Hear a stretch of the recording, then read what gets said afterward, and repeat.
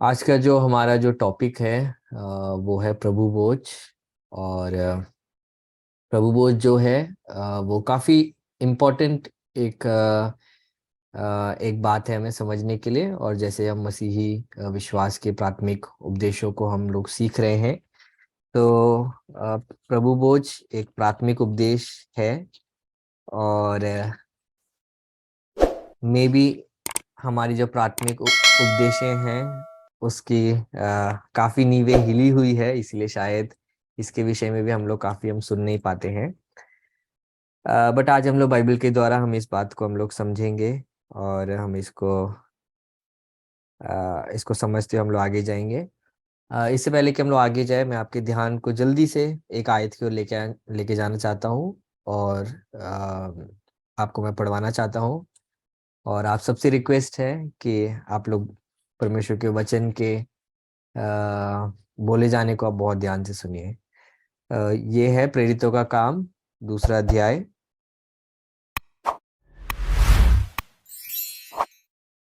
44 से लेकर 47 तक। प्रेरितों का काम दूसरा अध्याय 44 से लेकर 47, उसमें ऐसे लिखा है। और वे सब विश्वास करने वाले इकट्ठे रहते थे और उनकी सब वस्तुएं साझे की थी। और वो अपनी अपनी संपत्ति और सामान बेच बेच कर जैसे जिसकी आवश्यकता होती थी बांट दिया करते थे। और वो प्रतिदिन एक मन होकर मंदिर में इकट्ठे होते थे और घर घर रोटी तोड़ते हुए आनंद और मन की सिधाई से भोजन किया करते थे और परमेश्वर की स्तुति करते थे। और सब लोग उनसे प्रसन्न थे। और जो उद्धार पाते थे उनको प्रभु प्रतिदिन उनमें मिला देता था। ठीक है। तो अब यहाँ पे देख सकते हैं, जो लोग विश्वास कर रहे थे, जो लोग मसीह यीशु को अपना उद्धारक मान रहे थे। पिछले बाइबल स्टडी जिन्होंने अभी तक नहीं सुना है, मैं आप सबसे रिक्वेस्ट करूंगा, जब जैसे यूट्यूब में वीडियो आए आप उसको सुनिए, आप लोगों को शेयर करें। तो जो लोग यीशु में विश्वास कर रहे थे, जो अपने पापों से मन फिरा कर पानी का बपतिस्मा ले रहे थे, हमने पिछले बाइबल स्टडी में सीखा कि वो लोग कलीसिया के भागी हो रहे थे, है ना। आज की तरह नहीं है कि 6 साल चर्च में आ रहे हैं फिर उसके बाद सोच रहे हैं कि ये बपतिस्मा लेना है क्या। क्या कहते हैं, और नाना प्रकार की सोच आज हमारे बीच में पाई जाती है। परंतु पहले सदी के कलीसिया में ऐसे कन्फ्यूजन्स नहीं था लोगों के बीच में। दोहरी मत नहीं थी। और वही व्यक्ति कलीसिया का भागी होता था या कलीसिया का पार्ट होता था जिसने यीशु को ग्रहण किया है और अपने कमिटमेंट को उसने पानी में, उसने बपतिस्मा के द्वारा उसने लोगों को दिखाया है। ऐसे ही लोगों को फिर चेला बनाया जाता था, है ना। क्योंकि चेले बनने का सबसे पहला कार्य ये था कि पानी में बपतिस्मा लेना। और पिछले क्लास में मैं एक बात बोलना भूल गया था। मुझे लगा आप में से काफी लोगों को बड़ा कठोर लगेगा, बट आज क्योंकि ऑलरेडी हम प्रभु भोज के विषय में सुन रहे हैं जो ऑलरेडी कठोर है, तो मैं उसी के साथ बताना चाहता हूँ। पुराने जो कलीसिया जिसको हम लोग प्रेरितों के काम में हम देखते हैं, क्यों वो लोग हमेशा इफेक्टिव रहते थे आपको पता है? क्यों? उनके हर प्रचार में आइदर वो लोग पत्थर खाते थे या नहीं तो कोई ना कोई मन फिराता था, है ना। है या नहीं तो उनको मौत की घाट उतारा जाता था, है। या नहीं तो बपतिस्मा होता था प्रचार खत्म होते ही। ऐसा क्यों था मेरे प्रियो? क्योंकि उनके उपदेश बिल्कुल सटीक हुआ करते थे, है ना। कौन क्या सोचेगा वैसे नहीं वो लोग सोचा करते थे। हर प्रचार के बीच में उनका पीछे का यही सोच था कि प्रभु क्या सोचेगा, है ना। काश आज हमारे सारे प्रचार, हमारे सारे बाइबल स्टडी ऐसे इस सोच में की जाते कि परमेश्वर क्या सोचेगा, कि हमने किस रीति से हमने लोगों को बताया, हमने क्या पूरी सच्चाई बताई भी है या नहीं है ना। तो ये लोग इतने उस बात से कैप्टिवेटेड थे कि हमारा यीशु क्या सोचेगा हमारे प्रचार को, कि वो अपना प्रचार को बिल्कुल सीधा, सरल और प्रभावशाली रखते थे, है ना। तो जो मैंने आपको बताया थोड़ा सा एक कठिन बात समझने के लिए क्या है, कि प्रेरित लोग चेलों को शिक्षा देते थे, अन्य जातियों को प्रचार करते थे। आपको समझ आया? कि वो चेलों को शिक्षाएं देते थे, अन्य जातियों को प्रचार करते थे। आज के हमारे कलीसिया के संदर्भ में हम देखें उल्टा होता है ना। जब मसीही नहीं है उनको शिक्षा दी जाती है मसीही उपदेशों के विषय में, है ना। और हम लोग भावुक हो जाते हैं कि वो उसको एक्सेप्ट क्यों नहीं कर रहे हैं, है ना। परंतु हम विश्वासियों को हम जाके हम लोग प्रचार करते हैं, है ना। अगर आपको जब समय मिलेगा, आप कृपया करके आप प्रेरितों के काम को एक बार पढ़िए। वहाँ पे खासकर अगर आप पौलुस की अगर आप मिनिस्ट्री का स्टाइल देखेंगे, वो अन्य जातियों के बीच में जब जाता था उनसे वो सुसमाचार प्रचार करता था, है ना। बट जब वो यहूदी लोगों के बीच में जाता था, है ना, उनके सिनेगॉग में, हमेशा उनके आराधनालय में, पौलुस कभी भी किसी भी शहर में जाता था, वो अन्य जातियों के बीच में जाके सुसमाचार प्रचार करता था। और यहूदियों के बीच में जाके वो परमेश्वर के पवित्र शास्त्र, है ना, जो कि पुराने नियम है, पुराने नियम से ये दिखाता था कि यीशु ही खुदा है ना। तो हम यहाँ पे जो कर रहे हैं वही है जो एक्चुअली कलीसिया को करना चाहिए। मैं ये नहीं बोल रहा कलीसिया में प्रचार नहीं होना चाहिए, बट मैं बोल रहा हूँ कि कलीसिया में प्रचार का जो ढंग है वो भी शिक्षा के रूप में होना चाहिए, क्योंकि आप अन्य जातियों से नहीं प्रचार कर रहे हो, आप परमेश्वर के लोगों से प्रचार कर रहे हो ना। तो इसलिए प्रचार और शिक्षा दोनों जरूरी है, किससे होना चाहिए वो बहुत जरूरी है ना। इसलिए यीशु भी जब बोलता है, यीशु बोलता है कि जाके सुसमाचार का प्रचार करो और जो कोई विश्वास करे उनको, है ना, बपतिस्मा दो, ना। सुसमाचार को सिखाने के लिए नहीं बोला है, सुसमाचार को प्रचार करने के लिए बोला है ना। जो विश्वास करेगा, है ना, उसको पिता पुत्र और पवित्र आत्मा के नाम पे बपतिस्मा देते हुए उसको उसके यीशु मसीह के अधीन होकर एक चेले का जीवन जीने के लिए उसको सिखाना है ना। इसलिए क्या बोला, उनको जाकर, है ना, चेला बनाओ, है ना। मसीही मत बनाओ बट उनको चेला बनाओ, है ना। ये मसीही, ये चेला, विश्वासी, ये सब अलग अलग ये जो ये शब्द है, इसको मैं एक क्लास लेके आपको मैं बताना चाहता हूँ, ताकि मैंने जैसे आपको बताया कि हर हर एक टॉपिक का अपना अपना एक इम्पोर्टेंस और हमको उसको समय दे के सीखना चाहिए ना। काफी लोग बोलते हैं कि हम लोग यीशु में है बट आज भी मैं वो हूँ, है ना। वो वाला शब्द मैं यूज नहीं करना चाहता, आपको समझ आ गया होगा, है ना। तो मैं बड़ा कंफ्यूज हो गया, तो भाई साहब जो शब्द आपने बोला है उस शब्द से काफी बातें जुड़ी हुई है ना। अगर आप यीशु में है तो फिर आप वो कैसे हो सकते हैं, है ना? तो ये सारी बातें हमें सीखने की बातें हैं, और मसीही लोगों को शिक्षा दी जाती है, मसीही लोगों को प्रचार नहीं दिया जाता, है ना। उपदेश किसके लिए है, परमेश्वर के लोगों के लिए, है ना। परमेश्वर ने इजरायली लोगों को कब उपदेश दिए, है ना, 10 आज्ञाएं कब दे, है ना। या लेवी व्यवस्था में जो 610 आपको पता है ना, मुख्य सिर्फ 10 आज्ञाएं हैं, उसके अलावा अगर टोटल देखा जाए परमेश्वर ने 610 आज्ञाएं दी है, ठीक है। जिसमें से ज्यादातर उनके रीति रिवाजों को जो वो 400 साल से मिस्र में वो लोग माना करते थे, उसको सुधार के रूप में उनको क्या खाना है, क्या पहनना है, कैसा सोचना है, नैतिक मूल्यों के बारे में और विधियों के बारे में, है ना। ये सारे अगर आप मिलाओगे तो 610 है ना। तो आपको ये समझना है कि इसलिए हमें ये समझने की बहुत जरूरत है ना। और एक क्लास में लूंगा लेवी व्यवस्था के किताब के ऊपर। बहुत कंफ्यूज्ड हैं लोग इसमें, मैं आपको उसके विषय में समझाना चाहता हूँ। और अगर आपको याद होगा, बाइबल क्लास का जो पहला क्लास था मैंने आपको बताया था, बाइबल में दो ही किताब है जिसमें सबसे ज्यादा परमेश्वर के कहे हुए वचनों को डायरेक्ट लिखा गया है। उसमें से एक है लेवी व्यवस्था, दूसरा है मलाकी की किताब, है ना। मैंने आपको बताया ये दोनों किताब में से कोई भी नहीं सिखाता है ना। तो तो आप समझ सकते हैं कि परमेश्वर के वचन अगर हम रॉ फॉर्म में अगर हम बताते हैं, है ना, कितना प्रभावशाली होता है, शैतान को भी पता है।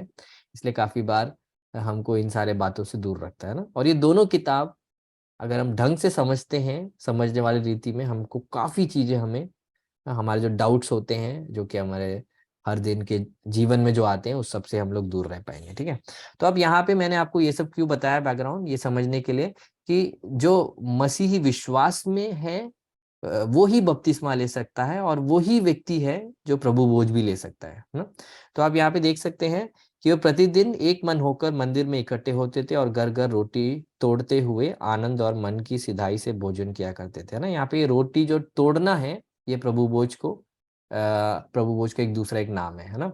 तो प्रभु भोज बोला गया है, रोटी तोड़ना बोला गया है, क्या कहते हैं, परमेश्वर का प्रभु का मेज बोला गया है ना। तो काफी डिफरेंट डिफरेंट शब्द प्रभु भोज के लिए इस्तेमाल किया गया है। उस सब का एक जो जो डायरेक्ट जो कनेक्शन है वो परमेश्वर प्रभु यीशु मसीह के द्वारा जो शुरू किया गया था और आज आज भी जो हम कर रहे हैं उसके विषय में। ठीक है, तो परमेश्वर की कलीसिया में दो विधियां हैं जो हर एक व्यक्ति को करना है ना।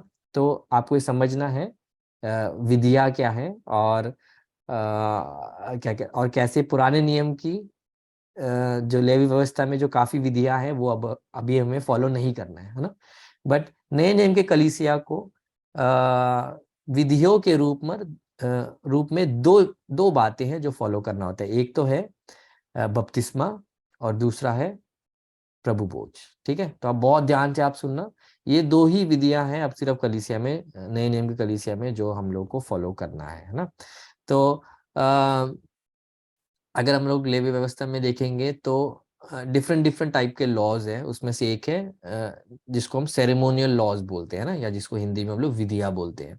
तो वहां पे काफी चीजें हैं जो हमको अब नहीं करना है उन विधियों में, क्योंकि यीशु ने उसको पूर्ति कर दिया। ये सारे विधियां है ना यीशु की ओर दर्शा रहे थे और यीशु ने आके अपने शरीर में उसको पूरा किया है ना। बट मॉरल लॉस जो लेवी व्यवस्था में थे है ना, वो आज भी वैसे के वैसे है ना। मॉरल लॉ क्या है?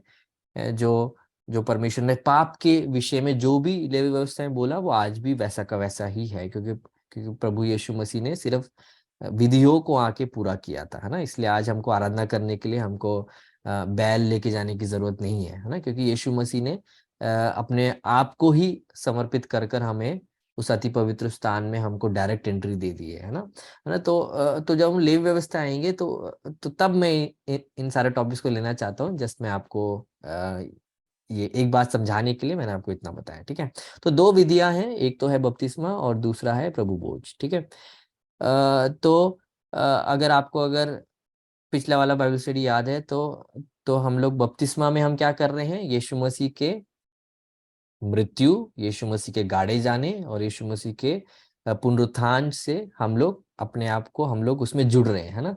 हमने सुना कि हम लोग इन तीनों बातों से हम जुड़ रहे हैं ना। यीशु के मृत्यु से हम जुड़ रहे हैं, यीशु के दफनाए जाने से हम लोग जुड़ रहे हैं और यीशु मसीह के पुनरुत्थान से हम लोग जुड़ रहे हैं ना। तो जैसे बपतिस्मा यीशु मसीह से जुड़ा हुआ है, वैसे ही प्रभु बोझ भी यीशु मसीह से जुड़ा हुआ है ना। और प्रभु बोझ किस चीज से जुड़ा हुआ है? यीशु मसीह के मृत्यु से जुड़ा हुआ है ना, स्पेसिफिकली। तो एक बात जो कि हमारे सबके दिल के बहुत नजदीक है वो है प्रभु बोझ है ना। बट यीशु के दूसरे आगमन में ये प्रभु बोझ हट जाएगा। क्यों? क्योंकि प्रभु बोझ यीशु मसीह के मृत्यु को दर्शाता है जब तक वो आ रहा है ना। उनके आने के बाद फिर प्रभु बोझ जिस रीति से हम आज लेते हैं वो फिर वहां पे नहीं है ना। तो उस बात में भी मैं आपको आगे मैं बताऊंगा। और और ये किस किस को ये दिखाता है? हम यीशु के साथ के हमारे उस सहभागिता, हमारे आपस के सहभागिता को भी हम लोग दिखाते हैं, कैसे हम लोग एक साथ हम प्रभु भोज में से हम लोग भागी होते हैं है ना। फिर उसके बाद आने वाला जो भोजन है, जो जो मसीह के राज्य में जो हम लोग भोजन करने वाले हैं, उसका भी एक चित्रण हम लोग को प्रभु भोज में मिलता है ना। तो इन सारी बातों को हम लोग आज सीखेंगे और उसके बाद मैं आपको समय दूंगा क्वेश्चन आंसर के लिए। अब हम लोग मेन उपदेश वाले वचनों की ओर जाते हैं, जो कि हम लोग को प्रभु भोज के विषय में हमें सीखने के लिए मिलता है। उसके लिए हम जाएंगे पहला कुरिन्थियों 11 का 23 से लेकर 32 तक, 23 से लेके 32। पहला कुरिन्थियों 11 का 23 से लेके 32 तक। ठीक है, मैं आपके लिए पढ़ना चाहता हूँ। क्योंकि ये बात मुझे प्रभु से पहुंची और मैंने तुम्हें भी पहुंचा दी कि प्रभु यीशु ने जिस रात वो पकड़ाया गया रोटी ली और धन्यवाद कर कर उसे तोड़ी और कहा कि ये मेरी देह है जो तुम्हारे लिए है, मेरे स्मरण के लिए यही किया करो। इसी रीति से उसने बियारी के पीछे कटोरा भी लिया और कहा, ये कटोरा मेरे लहू में नई वाचा है, जब कभी पियो तो मेरे स्मरण के लिए यही किया करो। क्योंकि जब कभी तुम रोटी खाते और इस कटोरे में से पीते हो तो प्रभु की मृत्यु को जब तक वो ना आए प्रचार करते हो। इसलिए जो कोई अनुचित रीति से प्रभु की रोटी खाए या उसके कटोरे में से पिए वो प्रभु की देह और लहू का अपराधी ठहरेगा। इसलिए मनुष्य अपने आप को जांच ले और इस रीति से इस रोटी में से खाए और इस कटोरे में से पिए, क्योंकि जो खाते पीते समय प्रभु की देह को ना पहचाने वो इस खाने और पीने से अपने ऊपर दंड लाता है। इसी कारण तुम में बहुतेरे निर्बल और रोगी हैं, और बहुत से सो भी गए। यदि हम अपने आप को जांचते तो दंड ना पाते। ठीक है। परंतु प्रभु हमें दंड देकर हमारी ताड़ना करता है, इसलिए कि हम संसार के साथ दोषी न ठहरे। ठीक है। ये वचन जो लोग कलीसिया जाते हैं, अटेंड करते हैं, उन लोगों ने ये वाले वचनों को पहले भी सुना होगा। पर जब हम लोग उस टाइम पे सुनते हैं, हम ध्यान नहीं दे रहे होते, क्योंकि हमारा ध्यान क्या होता है ना, प्रभु भोज की ओर होता है। हमारा ध्यान होता है कि पास्टर जी अचानक से आके हमको हाथ में रोटी पकड़ा देंगे ना, इसलिए हम लोग आंख खोल के बीच बीच में देखते हैं ना। आप ऐसे कितने लोग हैं जो एक्चुअली में आंख बंद करके बैठते हैं उस समय पे? बहुत कम लोग होंगे, है ना। मुझे रिप्लाई भी प्लीज चैट में देना, अपने आप को अनम्यूट मत करना। हाँ, हमारा पूरा ध्यान क्या होता है कि वो रोटी कब आ रहा है ना, या क्या बोलते हैं, वो दाकरस कब हमारे पास आ रहा है ना। और उसके बाद हमारा ध्यान क्या होता है कि इसके बाद अब हमको पवित्र चुम्बन है ना, हम लोग को एक दूसरे के, हमें गले मिलना है, भाई भाई आपस में गले मिलेंगे, बहन बहन आपस में गले मिलेंगे, है ना। उस टाइम पे कोई खुशी का गीत गाया जाएगा। हमारा ध्यान पूरा इन सब चीजों में हमारा फोकस्ड होता है। इसलिए काफी बार हम लोग जो आयतें भी बोलते हैं, जो जो हमें शिक्षाएं दे रहे होते हैं पास्टर साहब उस समय पे, उस 5-10 मिनट के उस समय पे, वो भी हमारे हमारे मन में नहीं जा रहा है ना, कोई परिवर्तन उसको सुन के नहीं आ रहा है। आपको पता है, प्रभु भोज से भागी होना सबसे आशीषित बात है, तो भी एक एक श्रापित बात भी आपके लिए बन सकता है। बाइबल के आधार पर बाइबल में लिखा है, यदि आप अपने आप को, इसलिए मनुष्य अपने आप को जांच ले और इस स्थिति से रोटी में से खाए और इस कटोरे में से पिए, क्योंकि जो खाते पीते समय प्रभु के देह को ना पहचाने वो इसे खाने और पीने से अपने ऊपर दंड लाता है ना। तो दंड के भागी भी आप इसमें बन सकते हो, है ना। और आप एक आशीषित एक अवस्था में भी आप इसमें से आप भागी ले सकते हो ना। तो आपका निर्णय है ना, इंडिविजुअल चॉइस है कि आप, अगर आप पाप में हैं, अगर आप परमेश्वर से दूर एक एक हफ्ते पूरा चले हैं, उसके बाद अगर आप आके ले रहे हैं, अगर आपका विवेक आपको क्या आपको बता रहा है कि इससे दूर रहे, है ना, तो मैं आपको बताना चाहता हूँ, आप इससे दूर रहिए। आप इसको लिए मत, लोग क्या सोचेंगे ये ना सोचे, है ना। तो काफी बार हम लोग इसी प्रेशर में आके हम ले लेते हैं, फिर हम लोग प्रार्थना करते हैं तो हमारा दिल टूटता रहता है कि ये परमेश्वर मुझे लेना नहीं चाहिए था, बट मैंने ले लिया, है ना। तो बाइबल बताता है कि जो ले रहा है, अगर अपने आप को ना जांचे, प्रभु के वो अपने ऊपर दंड लाता है। ठीक है। तो अगर हम अपने आप को, अगर हम हाँ, वर्स 27, इसलिए जो कोई अनुचित रीति से प्रभु की रोटी खाए या उसके कटोरे में से पिए, वो प्रभु की देह और लहू का अपराधी ठहरेगा ना। इतना बड़ा एक दोष हमारे ऊपर लग जाएगा, है ना। तो इसलिए मैं आपको आज बाइबल स्टडी के स्टार्टिंग में ही बताना चाहता हूँ कि परमेश्वर के वचनों के आधार पर अब जब नेक्स्ट टाइम लोगे, आप उन बातों को आप ध्यान रखिएगा। ठीक है। हम एक और वचन की ओर जाएंगे। ये है यूहन्ना की किताब, 6 अध्याय, 53 से लेकर 60 तक। ठीक है। यूहन्ना की किताब सुसमाचारों में सबसे आखिरी में लिखा गया था। और मैं बहुत एक्साइटेड हूँ, हम लोग सुसमाचार से भी जल्दी सीखने वाले हैं, आपको बहुत कुछ सीखने के लिए मिलेगा। ठीक है। मुझे बहुत अमेजिंग लगता है सुसमाचारों में से शिक्षा देना और उसमें से सीखना। ठीक है। तो यूहन्ना की किताब 6 का 53 से लेके 60 तक, तो उसमें लिखा हुआ है, यीशु ने उनसे कहा, मैं तुमसे सच सच कहता हूँ, जब तक मनुष्य के पुत्र का मांस ना खाओ और उसके लहू को ना पियो, तुम में जीवन नहीं। जो मेरा मांस खाता और मेरा लहू पीता है, अनंत जीवन उसी का है, और मैं अंतिम दिन फिर उसे जिला उठाऊंगा। क्योंकि मेरा मांस वास्तव में खाने की वस्तु है और मेरा लहू वास्तव में पीने की वस्तु है। जो मेरा मांस खाता और मेरा लहू पीता, वो मुझ में स्थिर बना रहता है और मैं उसमें। जैसे जीवते पिता ने मुझे भेजा है और मैं पिता के कारण जीवित हूँ, वैसे ही वह भी जो मुझे खाएगा मेरे कारण जीवित रहेगा। जो रोटी स्वर्ग से उतरी यही है। बाप दादाओं के समान नहीं कि खाया और मर गए। जो कोई ये रोटी खाएगा वो सर्वदा जीवित रहेगा। ये बातें उसने कफरनहूम में एक आराधनालय में उपदेश देते समय कही। इसलिए उसके चेलों में से बहुतों ने ये सुनकर कहा कि ये बातें नागवार है, इसे कौन सुन सकता है। हाँ। सो आप इसमें आप देख सकते हैं कि उनको बड़ा कठिन लगा। उन्होंने बोला ये ऐसा ये कौन कर सकता है ना। और मतलब बाद में देखते हैं कि काफी लोग पीछे भी मुड़ जाते हैं।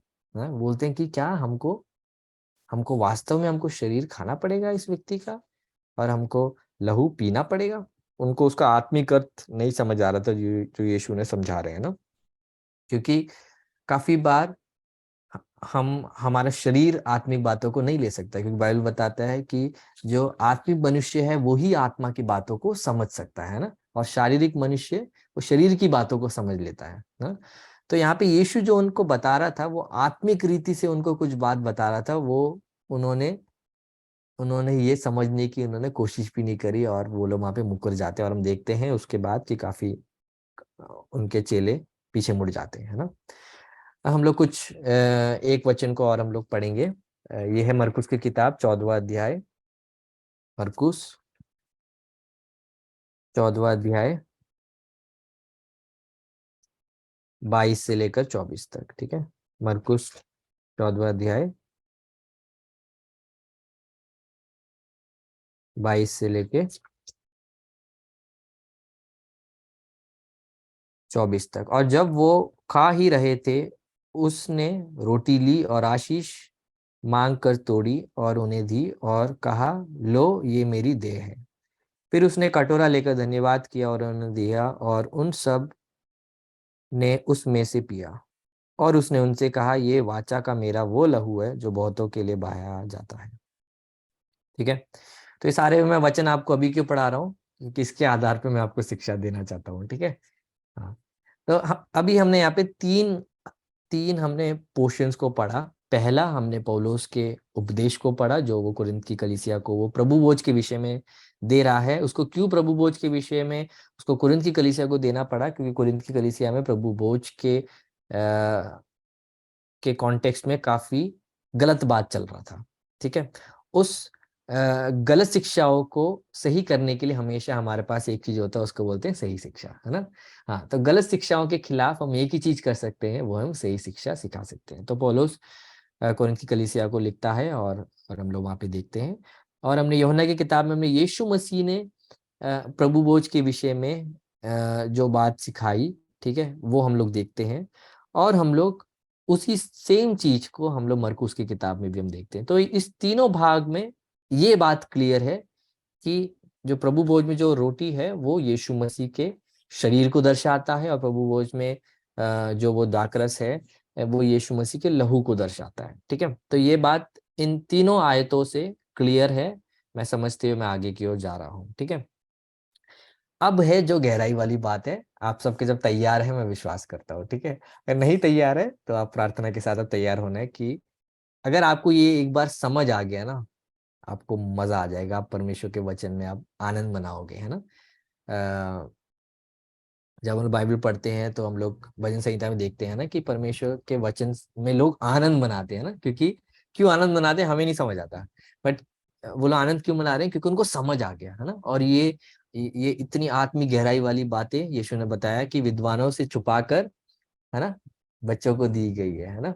तो हम लोग वो क्या वो बच्चे हैं जिनको परमेश्वर ने ये ये इतनी है खतरनाक बातें हमको परमेश्वर ने हमें प्रकट की अपने आत्मा के द्वारा। ठीक है। अब हम लोग आगे की ओर जाएंगे तो हम समझेंगे कि यहाँ पे यीशु मसीह के विषय में हम लोग जो मरकुस की किताब में देखते हैं, वहां पे देखते हैं कि वहां पे प्रभु भोज के लिए नहीं मिले थे वो लोग। एक्चुअली वो लोग पास ओवर मील के लिए मिले थे, है ना मतलब पैसा मुझे नहीं पता हिंदी में कैसे बोलते हैं पास ओवर को। आप में से कोई अगर मुझे अगर चैट में लिख के अगर बता देगा तो बहुत मेहरबानी होगी। हाँ, तो पास ओवर वाला जो फेस्टिवल था उसके संदर्भ में थे। एक्चुअली में यीशु ने अपने चेलों को वहां पे मिलने के लिए बोला, है ना। अगर आप देखोगे तो हाँ, मैंने अभी हिंदी में अभी बाइबल में जस्ट अभी देखा, अख़मीरी रोटी के पर्व, है ना। हाँ, या फसह का पर्व, तो यहाँ पे ऐसे लिखा हुआ है। तो वहां पे लिखा हुआ है कि यीशु ने उनको बोला कि फसह की तैयारी करने के लिए उनको बोला, है ना। तो ये लोग एक्चुअली में क्यों मिले थे? ये लोग प्रभु भोज के लिए नहीं मिले थे, ये लोग फसह के पर्व के संदर्भ में यीशु ने उनसे बोला, जाओ, ये ये तैयार आपको एक एक जगह मिलेगा, ठीक है, वहां पे जाके तुम ये तैयारी करो, और वहां पे हम लोग ये फसह के पर्व का हम लोग रोटी तोड़ेंगे, ठीक है। तो ये क्या है, इसको हम लोग समझेंगे, ठीक है। तो और इसमें हम लोग आगे जाएंगे, और आप इसमें बहुत, अगर आप ध्यान से देखोगे तो यीशु मसीह शरीर को तोड़ने के विषय में बोल रहा है ना, दोनों जगह आपने देखा, शरीर को तोड़ने के विषय में और शरीर को तोड़ के। तो ये किस चीज को दर्शा रहा है, हमें आज समझ आ रहा है क्या, यीशु के क्रूस की दर्दनाक, भयानक और शर्मनाक मृत्यु को यीशु मसीह चेलों को पहले से ही बता रहे हैं, है ना, कि जैसे ये शरीर क्या, जैसे ये ब्रेड है ना, तोड़ के यीशु मसीह ने सबको दिया, है ना, यीशु ने ये बोल के ये लो भाई ले लो, है ना, ऐसे नहीं बोला, यीशु ने तोड़ के सबको, है ना, दिया और बोला ये मेरा शरीर है। तो यीशु का शरीर तोड़ा जाने वाला था, इसका एक दृष्टांत के रूप में यीशु मसीह ने अपने चेलों को बताया, है ना। और ये वो रात था जिस रात को यीशु मसीह अधर्मियों के हाथों में पिता परमेश्वर के योजना के अनुसार सौंपा जाने वाला था, ठीक है। तो हमें ये समझना है कि जो जो परमेश्वर का जो यहाँ पे परमेश्वर जो करने वाले हैं, ये पहले कुछ हुआ है उससे जोड़ के यीशु मसीह वहां पे बताते हैं, ठीक है। तो उसको हम लोग अभी समझेंगे और उसमें हम लोग आगे जाएंगे कि ये क्या है, ठीक है। इसके लिए आपको मेरे साथ जाना पड़ेगा, मैं आपको पढ़वाऊंगा नहीं, बट मैं आपसे रिक्वेस्ट करूंगा आप लोग घर पे जाके एक्सोडस चैप्टर 12 आप पढ़िए। एक्सोडस, शायद निर्गमन को बोलते हैं, हाँ निर्गमन, हाँ निर्गमन 12वां आयत को आप पढ़िएगा घर पे जाके पूरा, तब आपको आपको वो बातें आपको समझ आएगी, ठीक है। सो उसका शीर्षक आपके हिंदी बाइबल में मिलेगा, फसह का पर्व, है ना। तो आप उसको पढ़ोगे तो आपको वो समझ आएगा, ठीक है। तो यीशु मसीह अपने चेलों को बोल रहा है कि फसह के पर्व की तैयारी करो, है ना, और हम लोग एक साथ उसको हम लोग मनाएंगे, ठीक है। और यहाँ पे यहाँ पे हम देखते हैं कि यहाँ पे कुछ चीज हुआ है, उसके साथ यीशु मसीह कुछ चीज को कनेक्ट कर रहे हैं ना। तो क्या हुआ है उसको हम लोग समझेंगे। इजरायली लोग मिस्र देश में वो गुलाम थे, और वो लोग गुलामी में वो लोग जी रहे थे, और परमेश्वर ने अपने समय के अनुसार अपने दास मूसा को उनके बीच में भेजा, और मूसा को भेजा, और मूसा ने वहाँ का जो राजा था, जिसको फेरो बोलते हैं या हिंदी में फिरौन बोलते हैं, उसके पास जाके बोला कि परमेश्वर बोल रहा है कि मेरे लोगों को जाने दो, है ना, मतलब इजरायलियों को जाने दो। तो वहां पे फिरौन वहां पे मना करता है, क्योंकि आपको ये समझने की बहुत जरूरत है। देखो, इस इन सारी बातों में मैं एक्चुअल में एक एक घंटे आपको पढ़ा सकता हूँ, बट ऊपर ऊपर से जाता हूँ आपको। फिरौन के पास जब जाके मूसा बोल रहा है कि परमेश्वर बोल रहा है अपने लोगों को छोड़ ले, तो फिरौन ने क्यों अहंकार से रिप्लाई किया, उसका रीजन ये है क्योंकि मिस्र देश में उनका जो राजा होता था, वो स्वयं अपने आप को परमेश्वर का रिप्रेजेंटेटिव मानता था, मतलब उनका जो खुदा है, वो जिसकी पूजा करते हैं, उसका रिप्रेजेंटेटिव मानता था, है ना। तो इस कदर वो अपने आप को रिप्रेजेंटेटिव मानता था कि फिरौन की आराधना भी वहां पे की जाती थी, मतलब वो अपने आप को गॉड मानता था, है ना। तो जब वो आके सुन रहा है कि गुलाम लोगों के विषय में मूसा, जो कि है कुछ समय पहले तक उसके साथ राजमहल में है जिया करता था, बचपन से उसके साथ था, तो वो आके बोल रहा है कि गुलामों का एक खुदा है जो फिरौन को आज्ञा दे रहा है मेरे लोगों को जाने दो, है ना। तो आपको समझ आ रहा है।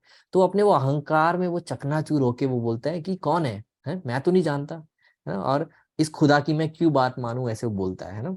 और वहां पे हम लोग देखते हैं कि परमेश्वर वहां पे मूसा की बुलाहट में उसे बताता है कि मैंने अपने लोगों की पुकार सुनी है, और मैं नीचे उतर आया हूँ, और मैं अपने हाथ को बढ़ाकर मैं मिस्र देश को मैं स्ट्राइक करूंगा, है ना। और मैं अपने चिन्ह और चमत्कार वहां पे दिखाऊंगा और मैं अपने नाम की महिमा वहां पे करूंगा, है ना।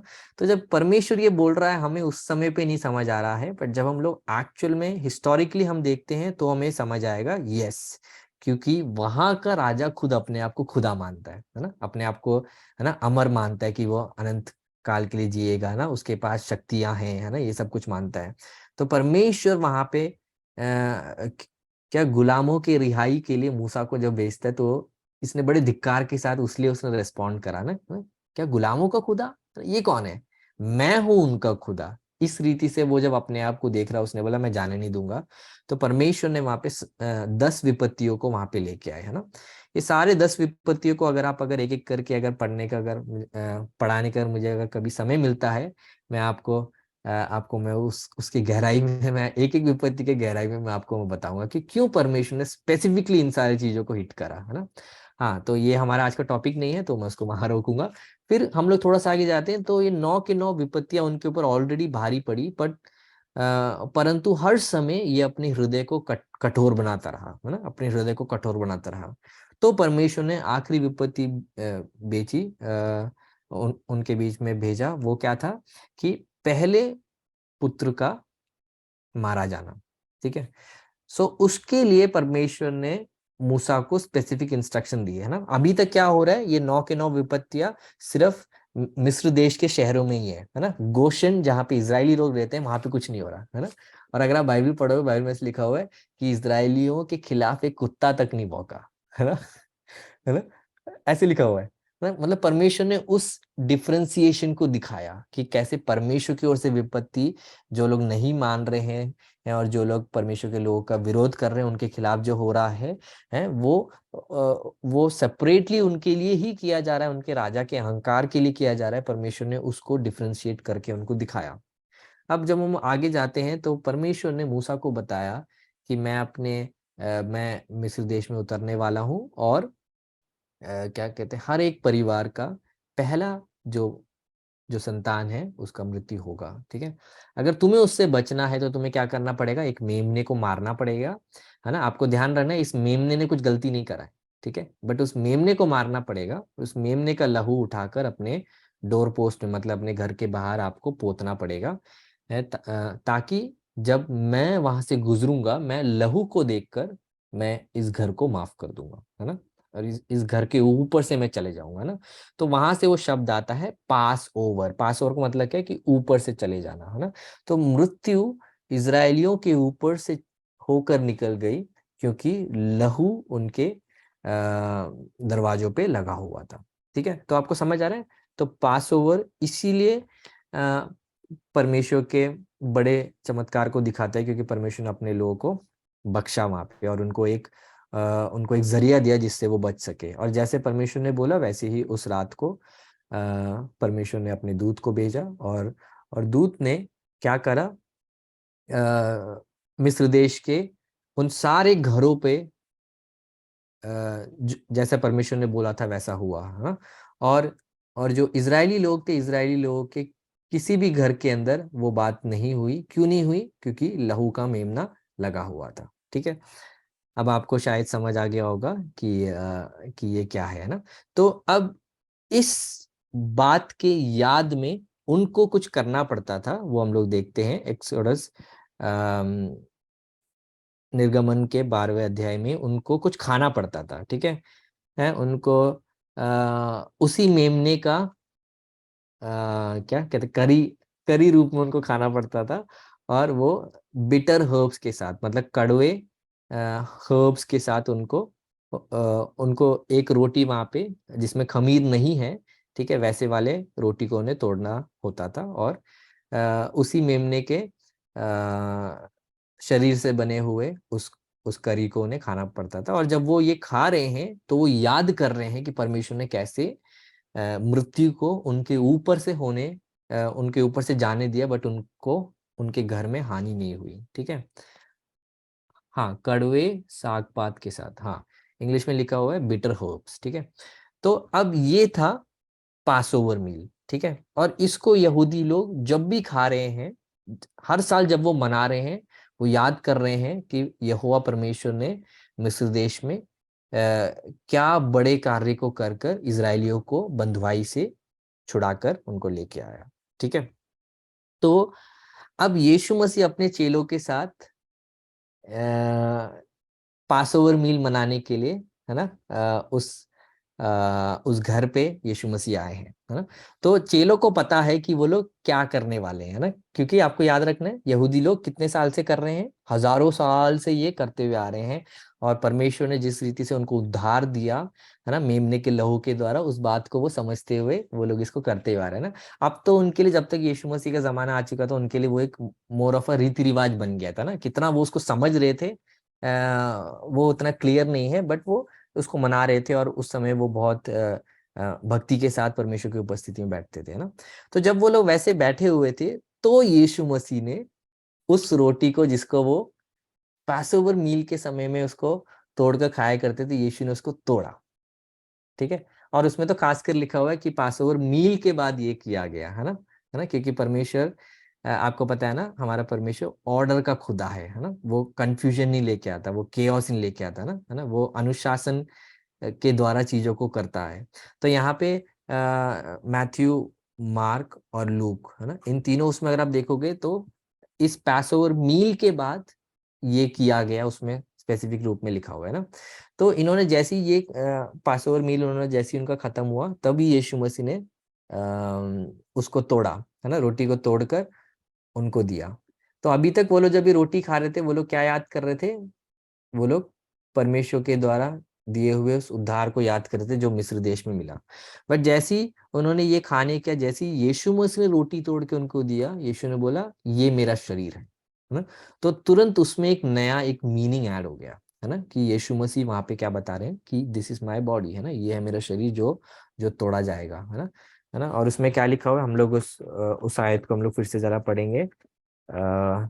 मरकुस की किताब में, इसमें अगर आप देखोगे उसमें लिखा हुआ है कि यीशु ने फिर उसने, हाँ, तो वर्स 22 में, मार्क 14 का 22, और जब वो खा ही रहे थे उसने रोटी ली, है ना। तो वो लोग क्या खा रहे थे, है ना, कभी कभी अक्कल पड़ा है यार, ये इसमें क्या लिखा है? वो लोग खा रहे थे, हमें तो लगा कि वो लोग शायद खाने के लिए आए थे, है ना। हाँ देखो, है ना, आप में से काफी लोगों का आज थोड़ा दिमाग खुल जाएगा कि बाइबल बहुत क्लियर है कि जैसे ही वो पासओवर मील खत्म हुआ, तब यीशु ने नई वाचा को उनके सामने प्रस्तुत किया। और जब वो खा ही रहे थे, उसने रोटी ली और आशीष मांगकर तोड़ी और उन्हें दी और कहा, लो, ये मेरा देह है ना। तो जब वो परमेश्वर के उस उद्धार को, जो पुराने नियम में इजरायलियों के लिए परमेश्वर ने दिखाया था, उसको जब वो याद कर कर वो लोग जब उस पैसोवर मील को जब खा रहे थे, तभी यीशु ने उनसे बोला कि हाँ, अब ये है मेरा शरीर, है ना। उनको रोटी उनको तोड़ के दिया और उनको बोला ये मेरा शरीर है। ठीक है, सो तो उनको तुरंत, उनको उनके रोंगटे खड़े हो गए होंगे, है ना, कि यीशु मसीह ने अब कुछ, किसी एक चीज को जोड़कर अब उन्हें बताया है ना। तुरंत उनको कुछ बात समझ आया। उनको अभी आने क्या वाला था उसके विषय में यीशु ने उनको काफी बार बताया है कि कैसे यीशु मसीह पकड़ाए जाएंगे, हैं, अधर्मियों के हवाले किए जाएंगे, और कैसे वो मौत की घाट उतारे जाएंगे, और कैसे 3 दिन में वो वापस जी भी उठेंगे। ये सब कुछ यीशु ऑलरेडी बोल चुके हैं उनको, है ना, काफी बार बोले हैं। बट उस समय पे उनको उस बात का सब अर्थ नहीं समझ आ रहा, तो भी यीशु ने उनको इन चीजों को क्लियर करना उनको उचित समझा, और यीशु ने उनको ऐसे ये बताया। ठीक है, और उनको बताया कि ये एक नई एक वाचा है जो यीशु मसीह अभी वो दर्शा रहे हैं ना। तो यीशु मसीह अपने शरीर को रिप्रेजेंट करने वाली उस रोटी को तोड़ के उन्हें बताता है। फिर उसके बाद वो कटोरा लेकर धन्यवाद करते हुए उनको दिया और उनसे कहा, ये वाचा का मेरा वो लहू है जो बहुतों के लिए बहाया जाता है। तो तुरंत उनको वो चीज क्लिक कर गया कि जैसे पुराने नियम में उस मेमने को, जो निर्दोष मेमना है, उसको वध कर कर उसके लहू को लगाया जाता था, है ना, वैसे ही यीशु ने बोला कि इस दाखरस को पियो, ये मेरे उस लहू को दर्शाता है जो बहुतों के लिए अभी बहाया जाने वाला है ना। कुछ ही घंटों के बाद, है ना, यीशु का लहू बहाया जाने वाला था, और यीशु मसीह ने वो बता रहे हैं। तो यीशु ने शुरुआत की हुई एक सेवकाई है। जैसे हमने देखा, बपतिस्मा भी यीशु ने ही हमें करने के लिए हमें शिक्षाएं दी है। यीशु ने ही उसमें खुद उसमें इन्वॉल्व होकर हमको एक अच्छा एक नमूना दिखाया है। वैसे ही यीशु ही ने प्रभु भोज की सेवकाई को भी उन्होंने इनिशिएट किया, और पास ओवर मील को एक नया एक मतलब के रूप में एक नई एक वाचा को दिखाया ना। और नया वाचा क्या था? यीशु का शरीर और यीशु का लहू, है ना। यीशु का शरीर जो कि तोड़ा जाने वाला था, जैसे यीशु ने तोड़ के क्या कहते रोटी को सबके सामने बांटा, और दाखरस जो कि यीशु के लहू को दिखा रहा है, जो कि सबके लिए बहाया जाने वाला था। ठीक है। अब आपको समझना है कि वाचा का नया लहू, है ना, या मतलब नए वाचा का लहू, है ना, the blood of new covenant. तो ओल्ड टेस्टमेंट में, ओल्ड कवनेंट में मेमने का लहू बहाया जाता था, है ना, बट वो इंसान का मेमना था जो परमेश्वर के लिए बहाया जाता था, है ना, जिससे पापों से उनको क्षमा मिलती थी, पापों का दंड से वो बचते थे। बट नए नियम में यीशु ने बताया कि अब परमेश्वर का मेमना वो है ना, और वो अपने लहू को वो बहाने वाले हैं, जिससे हर एक लोगों को हमेशा हमेशा के लिए पापों से उनको मुक्ति उन्हें मिल जाएगी, है ना। मुक्ति मरने के बाद हासिल होने वाली चीज नहीं है बाइबल के आधार पर। मुक्ति प्रभु यीशु मसीह के लहू से दी जाने वाली बात है, जो जब हम जीवित है तभी हम उसको स्वीकार कर सकते हैं। वो परमेश्वर का दान है ना। सो हम लोग थोड़ा सा और आगे जाएंगे। तो अ, तो ये नई वाचा में लहू का एक दूसरा एक मतलब हो गया, है ना। और उस रोटी का भी एक दूसरा एक मतलब हो गया, और यीशु ने बोला कि इसको तुम करने के लिए, ठीक है। अब हम लोग जब आगे जब जाते हैं, तो हमने पहला कुरिन्थियों हमने जब 11 में जब पढ़ा था, तो हमने वहां पे देखा था कि उसमें लिखा है कि तुम जब जब तुम मिलो तुम इसको करना, है ना। और हम लोग प्रेरितों के काम में देखे थे कि वो लोग जब भी मिलते थे वो रोटी तोड़ा करते थे, है ना, मतलब वो प्रभु भोज से भागी हुआ करते थे। और इस विषय में मैं थोड़ा सा और डिटेल में मैं थोड़ी देर के बाद मैं आगे की ओर मैं जाऊंगा, ठीक है। और आपको समझने की जरूरत है कि पुराने नियम में जब ये लोग इस बात को जब कर रहे हैं, वो याद कर रहे थे, ठीक है। अब कि परमेश्वर ने उद्धार जो करा है। अभी जब नए नियम में जब हम लोग प्रभु भोज को कर रहे हैं, हम यीशु मसीह ने जो करा है उसको हम याद कर रहे हैं, यीशु मसीह के उस मृत्यु को हम याद कर रहे हैं, है ना। तो यीशु मसीह के मृत्यु को हम याद करते हुए हम इसके भागीदारी हो रहे हैं, है ना। तो बहुत सिमिलैरिटीज है, एट द सेम टाइम काफी बातें अब न्यू हो गई है ना, क्योंकि यीशु के द्वारा एक नई वाचा वहां पे इनिशिएट होते हुए हमने देखा, ठीक है। और हम लोग क्या देखते हैं, पौलुस ने हमें एक इम्पॉर्टेंट एक बात हमें बताई है, हम लोग देखेंगे पहला कुरिन्थियों जो हमने थोड़ी देर पहले ही पढ़ा था, 11 का 24 और 25 में हम लोग एक इम्पॉर्टेंट एक चीज देखते हैं कि प्रभु भोज में 24 और 25, ठीक है, 11 का 24 और 25। और धन्यवाद करके उसे तोड़ी और कहा कि ये मेरी देह है जो तुम्हारे लिए है, मेरे स्मरण के लिए यही किया करो, है ना। तो हम ये यीशु के स्मरण के लिए, यीशु ने जो किया है उसको हम लोग यीशु की याद में हम लोग कर रहे हैं, ठीक है। इसी रीति से उसने बियारी के पीछे कटोरा भी लिया और कहा, ये कटोरा मेरे लहू में नहीं वाचा है, जब कभी पियो तो मेरे स्मरण के लिए किया करो, है ना। तो दोनों बार यहाँ पे स्मरण वाला शब्द इस्तेमाल किया गया है ना, मतलब यीशु के हम याद में, यीशु ने जो करा है, यीशु ने अपने शरीर को है, अपने उस पवित्र उस पावन शरीर को हमारे लिए अलग नहीं रखा, बट हमारे लिए, है ना, तोड़े जाने दिया। यशायाह की किताब में ऐसे लिखा हुआ है कि यहोवा का ये इच्छा हुआ कि वो अपने दास को तोड़े, है ना। ये वचन आपने कभी पढ़ा है? नहीं पढ़ा, एक बार जरा मेरे से जरा खोलिए। इसकी गहराई हमें समझ पाना बहुत मुश्किल है। यशायाह की किताब 53, चैप्टर 53, वर्स नंबर 10, ठीक है। यशायाह 53 का 10, उसमें ऐसे लिखा है, तो भी यहोवा को यही भाया कि उसे कुचले, उसी उसी ने उसको रोगी कर दिया। जब तू उसका प्राण दोष बलि करे, तब वो अपना वंश देखने पाएगा, वो बहुत दिन जीवित रहेगा, उसके हाथ से यहोवा की इच्छा पूरी हो जाएगी। तो यहाँ पे लिखा है कि यहोवा को ये भाया कि वो उसको कुचले, है ना। तो यहाँ पे पिता परमेश्वर को ये भाया कि वो अपने पुत्र को वो हमारे पापों के लिए वो दोषी ठहराते हुए वो क्या वो यीशु मसीह को वहां पे कुचला जाए, वहां पे लिखा हुआ है ना।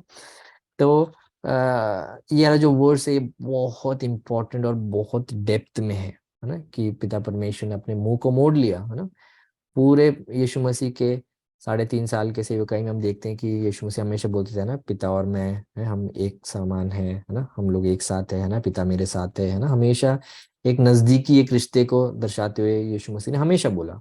परंतु काल्वरी क्रूस में जब यीशु मसीह हमारे पापों के लिए पूरे संसार के पापों के लिए जब यीशु मसीह जब वहां पे जब पड़े हुए थे, है ना, और वो दोषी के रूप में जब वो वहां पे थे, उन्होंने कोई भी पाप नहीं करा, परंतु वो दोषी के रूप में वो जब वहां पे थे, तो वहां पे देखते हैं पिता ने अपना मुंह मोड़ लिया, है ना, क्योंकि परमेश्वर पाप के साथ सहभागिता नहीं रख सकता।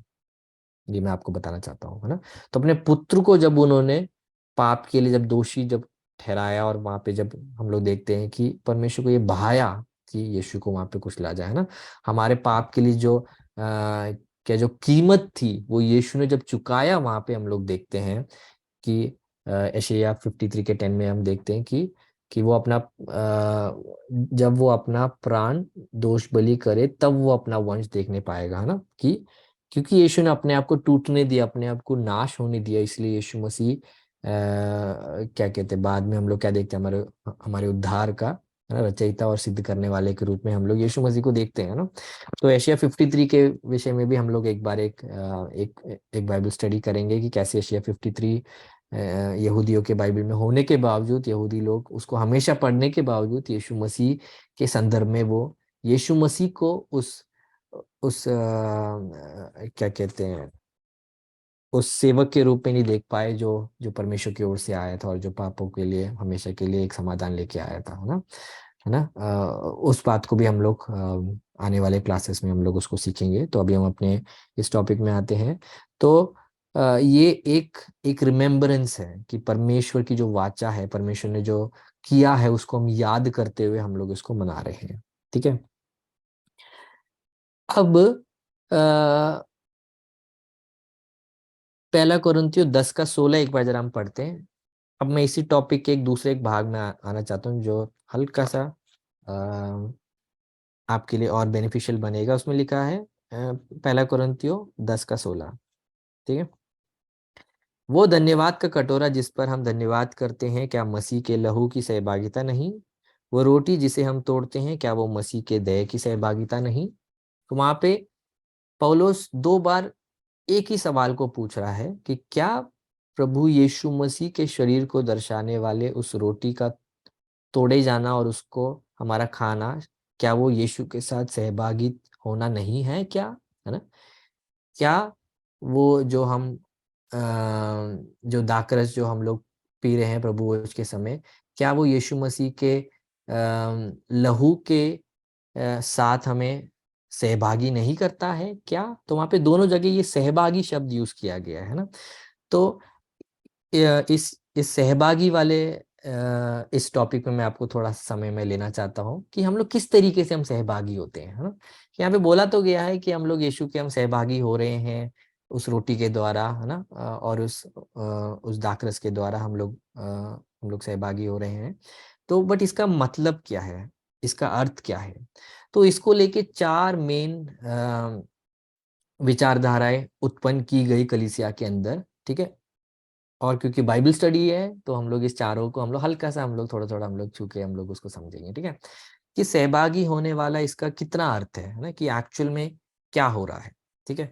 तो पहला जो है उसको बोलते हैं ट्रांसअब्स्टैंशिएशन। ठीक है। मैं उसको आपके लिए लिख देता हूँ चैट में, ताकि आप में से कोई अगर अम, जो लोग नोट बना रहे हैं, ठीक है, जो लोग बाद में वीडियो भी देखेंगे उन सबके लिए ये यूजफुल होगा। इसको बोलते हैं ट्रांसअब्स्टैंशिएशन। ठीक है।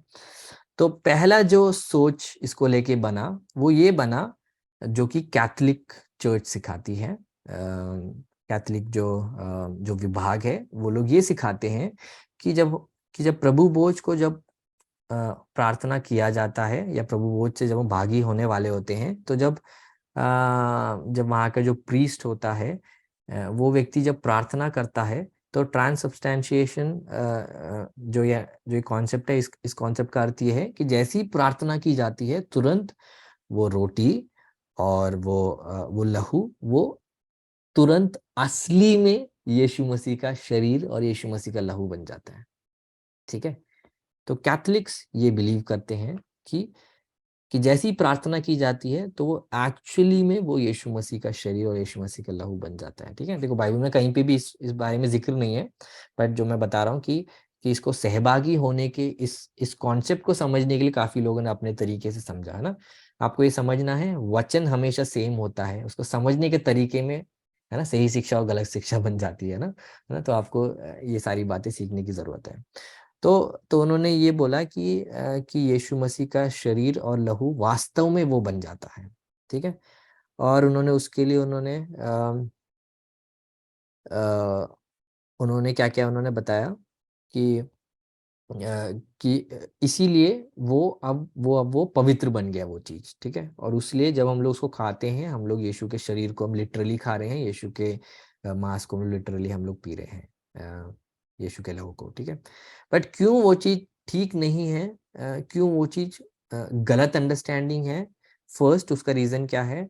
उसका रीजन ये है क्योंकि यीशु मसीह फिजिकली, अगर अभी आप मुझसे पूछोगे कि सजी भाई अभी यीशु मसीह कहाँ है, तो मैं आपको बोलूंगा यीशु मसीह अभी अभी इस समय है ना यहाँ पे 12:26 हो गया सुबह का, और आपके वहाँ पे जो टाइम हुआ है वो है 9:56 हुआ है। ठीक है, तो इस समय, इस करेक्ट समय यीशु मसीह कहाँ है? बाइबल के आधार पर यीशु मसीह अभी पिता के दाहिने ओर में स्वर्ग में विराजमान है ना। तो जब यीशु मसीह स्वर्ग में विराजमान है तो फिजिकली वो क्या वो रोटी में और फिजिकली वो उस लहू में नहीं आ सकते। ठीक है, तो ये आपको समझने की जरूरत है, फर्स्ट रीजन क्यों ये चीज पॉसिबल नहीं है। ठीक है, सेकेंड रीजन, जब हम लोग उस रोटी और उस लहू को हम उस रीति से देखते हैं तो वो एक्चुअल में एक मूर्ति पूजा जैसे ही हो गया फिर, है ना, क्योंकि फिर ये तुरंत ये पवित्र हो गया।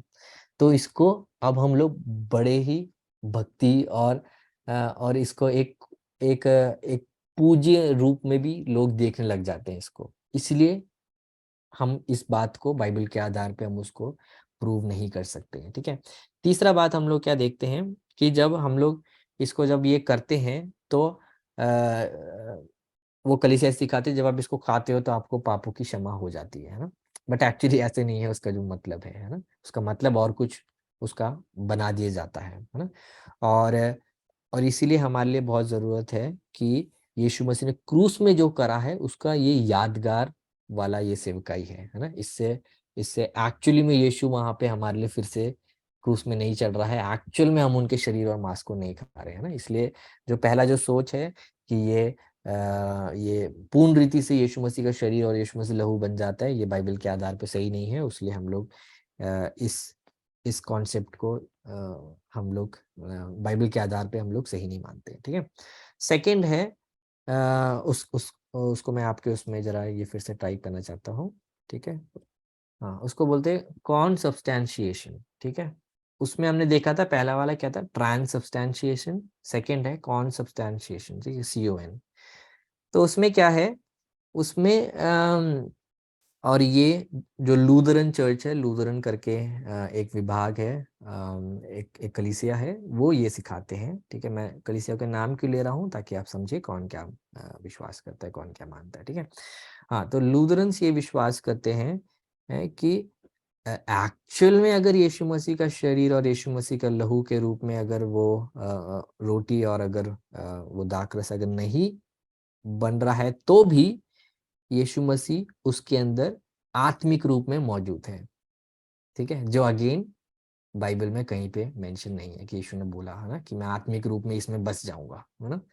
तो तो इसके वजह से क्या है हमको, क्योंकि ये बाइबल में ये कहीं पे भी ये ये सपोर्टेड नहीं है। ठीक है, तो इसलिए हम इसको भी नहीं मान सकते। तो उनका ये मानना है कि यीशु मसीह वहां पे मौजूद है और यीशु मसीह इन चीजों के अंदर भी मौजूद है ना। तो हमारे लिए बहुत जरूरी है इसको हमें परख के देखना, और जो भी आज हमने बाइबल के वचन पढ़े उसके आधार पर, या बाइबल में कहीं पे भी नहीं लिखा यीशु मसीह ने बोला कि मैं उसमें आके बस जाऊंगा ना। यीशु मसीह ने तो विश्वासी के अंदर आके बसने के विषय में बताया है ना, कि मैं और पिता उसमें आकर ना बस जाएंगे, है ना। जो मुझ में है और मेरा वचन उसमें है ना, वो जो भी मांगेगा है ना उसको मैं दे दूंगा। और जहाँ पे भी बसने के विषय में बात करी, यीशु ने अपने आप को बोला, यीशु ने किसी चीज में नहीं बोला है। अगर यीशु किसी चीज में अगर बसता है तो क्या है, वो एक आराधना के और वो चले जाएगा वो चीज, है ना, और वो इवेंचुअली मूर्ति पूजा की ओर चल जाएगा ना, क्योंकि हमने परमेश्वर के उस महिमा को हमने एक मूर्त में, है ना, या किसी एक चीज में हमने लगा दिया है ना, और हम लोग उसकी सेवा करने लगेंगे, है ना। बट बाइबल क्या बताता है, परमेश्वर महिमा की आशा मसीह तुम में, है ना, हम में यीशु मसीह अपने आत्मा के द्वारा जीता है ना। तो चीजों के अंदर यीशु मसीह नहीं आता है, हमको बाइबल बहुत क्लियर है। तो इसलिए कॉन्सब्सटैंशिएशन जो लूथरन्स बिलीव करते हैं, वो भी बाइबल के आधार पर वो सही नहीं है। तीसरा है जो कि है बैप्टिस्ट लोग बिलीव करते हैं, वो भी मैं आपके लिए लिखना चाहता हूँ। उसको बोलते हैं मेमोरियल। मेमोरियल मतलब यादगार, ठीक है। यादगार सेवकाई है ये, ठीक है। तो यादगार सेवकाई क्या है कि एक्चुअल में यीशु मसीह का लहू और शरीर नहीं बन रहा है वो चीज, ठीक है, पहला, ठीक है।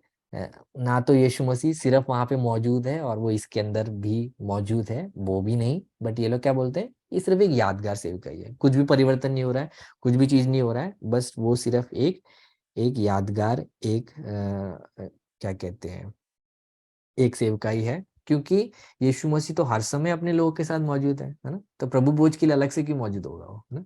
तो इसलिए उन्होंने बोला कि ये तो ये यादगार सेवकाई है। और जैसे हमने पौलुस के उसमें भी देखा, पौलुस ने भी क्या पढ़ा कि ये उसके याद में हम लोग करते हैं ना, हम लोग स्मरण करते हैं उसके आगमन तक। और यीशु ने अपने चेलों को बताया कि ये मेरे याद में इसको करना, है ना, do this in remembrance of me, है ना, मेरे याद में इस सेवकाई को करना।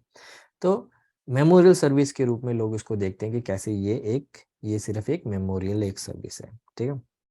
अब जो ये चौथा है जो हम लोग मानते हैं, जो कि बाइबल के आधार पर सही है, कि यीशु मसीह किसी चीज के अंदर मौजूद नहीं है, बट जब हम लोग प्रभु भोज ले रहे हैं, हम लोग याद करते हुए यीशु को, हम लोग उसको जो स्मरण करते हुए जो हम लोग ले रहे हैं, यीशु मसीह वहां पे हमारे साथ मौजूद है, जैसे वो हर मीटिंग में वो अपने आत्मा के द्वारा मौजूद होता है, ठीक है।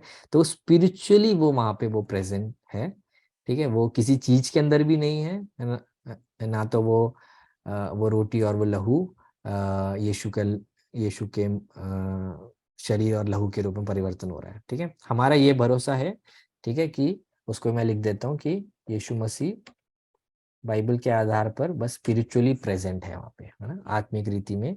हम जब ये प्रभु भोज ले रहे हैं, यीशु मसीह वहाँ पे है, यीशु मसीह उनके अंदर भी नहीं जा रहा, यीशु मसीह क्या कहते हैं, वो ब्रेड और वाइन में भी कन्वर्ट नहीं हो रहा है, बट यीशु मसीह वहीं पे है,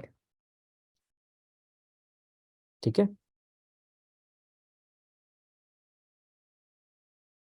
तो मैं विश्वास करता हूँ आपको इस विषय में, आपको अभी ये थोड़ा बहुत आपको ये समझ आया होगा, ठीक है। अब हम लोग अगर आगे अगर हम देखेंगे तो काफी लोग पूछते हैं कि इसको कितने बार लेना है, ठीक है, कितने बार इसको ले सकते हैं। अगर पहले सदी के कलीसिया के विषय में अगर हम देखेंगे तो दो वचनों को जस्ट मैं आपके ध्यान में लेके आना चाहता हूँ, ठीक है। एक तो जो हमने प्रेरितों के काम में हमने ऑलरेडी पढ़ा था, 2 का 46, एक्ट चैप्टर 2 वर्स में 46। उसमें से लिखा है, और वो प्रतिदिन एक मन होकर मंदिर में इकट्ठे होते थे और घर घर रोटी तोड़ते हुए आनंद और मन की सिधाई से भोजन किया करते थे, है ना। तो हम तो इसमें ये क्या लिखा हुआ है, कि परमेश्वर के जो लोग थे, जो परमेश्वर यीशु मसीह में विश्वास करते थे, वो लोग जब एक साथ मिलते थे तो वो लोग घर घर प्रभु भोज वो किया करते थे, ठीक है। सो तो हम लोग ने यहाँ पे एक देखा कि वो लोग जब भी मिला करते थे ना। और हम लोग देखते हैं कुरिन्थ की कलीसिया में जब वो यहाँ पे शिक्षाएं देता है तो वो यहाँ पे उन लोगों को भी यही बताता है। मैं फिर से उसको रीड नहीं करना चाहता हूँ, ठीक है। बट वहाँ पे हम लोग देखते हैं कि वो लोग जब भी वो लोग मिला करते थे, ठीक है, वो लोग इस बात को वो लोग करा करते थे, ठीक है। उसके लिए आप यहाँ पे आप देखिए वर्स नंबर चैप्टर नंबर 11, ठीक है। तो यहाँ पे वो लोग उसको अब्यूज कर रहे थे, ठीक है, उसके विषय में भी लिखा हुआ है, ठीक है। वो लोग ने उसको गलत तरीके से भी उसको लेके गए थे। ठीक है, जस्ट मैं आपको 17 और 18 में आपको जस्ट रीड कराना चाहता हूँ, बाकी आप पूरा अध्याय फिर से घर पे पढ़िएगा। परंतु ये आज्ञा देते हुए मैं तुम्हें नहीं सराहता, इसलिए कि तुम्हारे इकट्ठे होने से भलाई नहीं परंतु हानि होती है।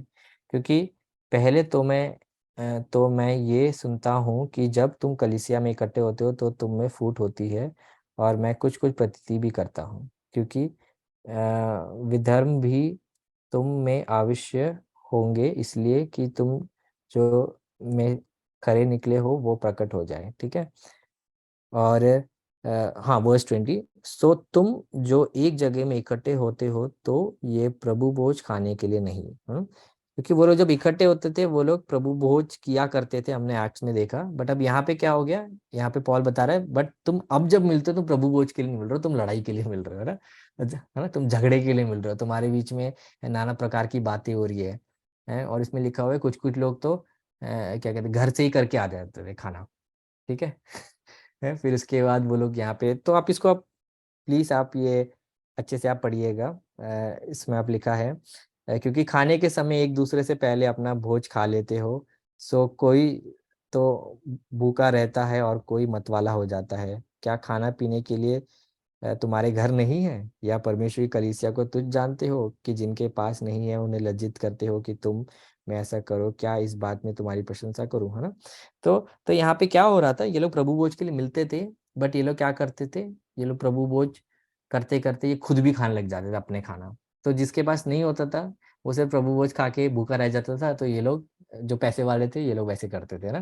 तो इसके से क्या हो रहा था, प्रभु भोज जो सहभागिता को दिखाता है आपस में, उसका पूरा मतलब चेंज हो रहा था। तो आप इस अध्याय को आप फिर से पढ़िए, आपको समझ आएगा। इसीलिए पौलुस को उन्हें सही शिक्षा देनी पड़ी भाई, कि प्रभु भोज क्या है, वो वो नहीं है जो तुम लोग सोच के खा रहे हो, है ना। तुम एक साथ मिल रहे हो तो प्रभु भोज कर रहे हो, उसका जो एक्चुअल मतलब है उसको नहीं भूलना है। ठीक है, अब हम लोग इस विषय में आते हैं कि प्रभु भोज कब कब करना चाहिए, जैसे मैंने आपसे सवाल पूछा था। नए नियम की कलीसिया जब भी मिला करती थी वो प्रभु भोज करती थी। बट हमारे कलीसियाओं में क्या है, क्योंकि हर एक चर्चेस ने अपने अपने रूल्स को बना दिए। कुछ कुछ चर्चेस हर हर वीक लेते हैं, कुछ कुछ चर्चेस महीने में एक बार लेते हैं, है ना। कुछ कुछ चर्चेस महीने के अंत में उपवास की प्रार्थना के बाद लिया करते हैं, है ना। कुछ कुछ चर्चेस महीने के शुरुआत में लेते हैं। तो ये सब अपने अपने रूल्स हैं। आप सबके ऊपर बाइबल के आधार पे ऐसा कोई डेफिनेशन नहीं है कि आपको कब लेना है। बट एक बात पक्का है, जब भी वो लोग एकत्रित होते थे प्रार्थना के लिए तब वो लिया करते थे। ठीक है, तो अगर आपसे कोई पूछे कि कितने बार लेना चाहिए, तो आप बाइबल से आप बताइए कि जब भी मिला करते थे वो ले सकते थे उस टाइम पे। आज अगर हम भी मिल रहे हैं, अगर हम लोग सब सहमत हैं, एक साथ हम प्रभु भोज के लिए मिल रहे हैं, हम यीशु मसीह के मृत्यु को स्मरण करने के लिए मिल रहे हैं, तो प्रभु भोज की सेवकाई हो सकती है। ठीक है, अब दूसरा हम लोग देखते हैं, काफी लोग मुझसे पूछते हैं प्रभु भोज का सेवकाई कौन दे सकता है। ठीक है, अगेन बाइबल में इसके बारे में कोई क्लियर कट गाइडलाइन नहीं है, परंतु एक बात वहां पे दिया गया है कि क्योंकि पौलुस ने वहां पे लिखा और यीशु मसीह ने सेवकाई करा, तो जो सेवकाई कर रहे हैं वो ही लोग ये करते हैं, ऐसा हमको एक चित्रण वहां पे बाइबल में मिलता है। ठीक है, बट अगर कोई ऐसी जगह है जहाँ पे सिर्फ विश्वासी ही लोग हैं तो वो लोग भी ले सकते हैं एक साथ होके। बट अगर परमेश्वर के कोई सेवकाई के लिए जो अलग किया गया है वैसा कोई व्यक्ति नहीं है, तभी वो रूल अप्लाई होता है। ठीक है, बट कोई क्लियर कट गाइडलाइंस वहां पे नहीं है, हम लोग देखते हैं ना। बट मेन उद्देश्य क्या है, प्रभु भोज अनुचित रीति से नहीं लेना चाहना है। ठीक है, अनुचित रीति से प्रभु भोज लेने का क्या अर्थ है, कि आप उसको बिना समझे आप ले रहे हो। मतलब आप दुनियादारी में पड़े हुए हो, है, तंबाकू क्या कहते हैं, खा के जय मसीह की बोलते हो, है, फिर क्या कहते हैं, शराब पीते हो, अपनी पत्नी को मारते हो, है ना, चुगलीबाजी करते हो, बाइबल में जो लिखा हुआ है जो नहीं करना है वो सारी बातें कर कर आप कलीसिया में आके अगर आप प्रभु भोज को जैसे एक नॉर्मल, जैसे आप कोई खाना खाते हो वैसे अगर आप खाते हो, तो बाइबल बताता है कि आप अपने आप को आप दोषी ठहराते हो यीशु मसीह के शरीर और यीशु मसीह के लहू के कॉन्टेक्स्ट में, है ना। तो प्रभु भोज किसको लेना चाहिए, हमने शुरुआत में सीखा, जो यीशु में विश्वास करता है, जिसने मन फिरा है, जिसने बपतिस्मा लिया है, वो व्यक्ति बाइबल के आधार पे परमेश्वर प्रभु यीशु मसीह के मृत्यु को सूचित करने वाले, यीशु मसीह के मृत्यु को याद करने वाले, स्मरण करने वाले इस सेवकाई में भागी हो सकता है। ठीक है, बट काफी दुख की बात है, नॉर्थ इंडिया में काफी कलीसियाओं में मैंने देखा है इस बारे में कोई शिक्षा नहीं होने की वजह से जो पहली बार भी कलीसिया आता है उसको भी दे देते हैं, है ना। ये बहुत गलत है, बाइबल के आधार पे नहीं है। आप एक्चुअल में क्या कर रहे हो, उनको दोषी ठहरा रहे हो। हमने शुरुआत में सीखा ना कि जैसे ये एक एक पवित्र और एक आशीषित सेवकाई है, एट द सेम टाइम ये सेवकाई दोषी भी ठहराता है अगर आप गलत रीति से लेते हो, है ना। क्योंकि आप अगर अपने आप को नहीं जांच रहे हो और आप अगर यीशु मसीह के लहू और मांस के साथ अगर आप अपने सहभागिता को अगर आप दिखा रहे हो आप पाप में होने के बावजूद, तो आप अपने आप को दोषी ठहराते हो, है ना। तो काफी कलीसियाओं में मैंने ये देखा है, और मुझे प्लीज क्षमा करना, बट नॉर्थ इंडिया में पता नहीं क्यों ये बहुत ज्यादा है, बहुत ज्यादा। क्योंकि शिक्षाएं नहीं है यहाँ पे, हर हर कोई अपने आप को प्रचारक मानते हुए, है ना, कुछ भी करने लगता है। इसलिए बहुत दुख से बोल रहा हूँ, ऐसे ऐसे कलीसिया मैंने देखा है जहाँ पे फ्रूटी दिया जाता है, फ्रूटी, ठीक है, प्रभु भोज में। क्यों? क्योंकि ये लोग ग्रेप जूस नहीं खरीद सकते थे या खत्म हो गया तो तुरंत, है ना, क्या कहते हैं, रामू है और गोवर्धन भैया से बोल दिए जाके वहां से लेके आ जाओ, वो तुरंत लेके आ जाते हैं, है ना, उसको ऐसे हाथ में रख के प्रार्थना करके लोगों को पिला रहे हैं। मैं मजाक नहीं कर रहा हूँ, लिटरली इस रीति से अपमानित करके, जो ले रहा है उसको भी नहीं पता है ये क्या है ना।